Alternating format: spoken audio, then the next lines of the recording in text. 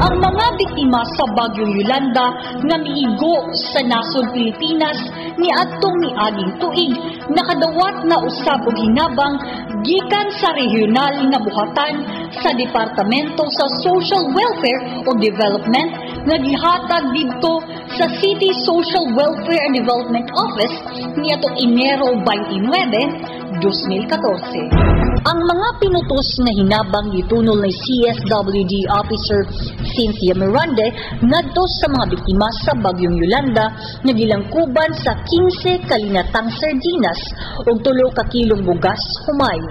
Mukabat sa 1,400 kaputos ang giapod-apod ngadto sa mga biktima nga matud pa ni Madam Cynthia.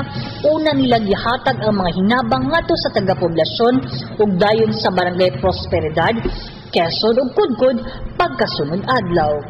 Dugang kasayuran gibutyag ni Madam Cynthia nga sa 3,174 ka pamilya nga napektuhan sa makusog nga bagyo, gihatagan og prioridad ang mga dapit sa probinsya sa Negros Occidental nga direktang napektuhan sama sa dakbayan sa Cadiz, Victorias, Sagay ug uban pa.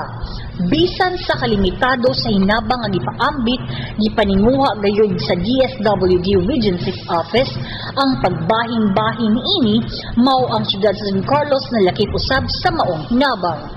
Dako ang pasalamat sa mga nakadawat sa hinabang nga bisan sa nakalabay na nga mga panitabo apan hangtod karon ang hinabang wala pa gayud mohunong.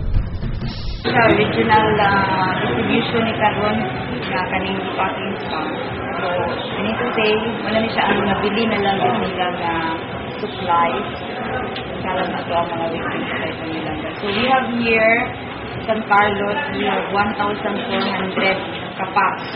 Each pack contains 3 kilos rice and 15 cans of sardines. So, sa San Carlos, may naatay Yolanda victims na 3,174. So, ako na lang yung di-apportion mas pangatulad lang din na. At least, na-dutay naman good, ang tatong lang. At lang di-kuangit siya, di-trim down din siya, kung nga kailangan ko sa 100. Bidikit ang katong pinaka-ingredient na kanalang direct.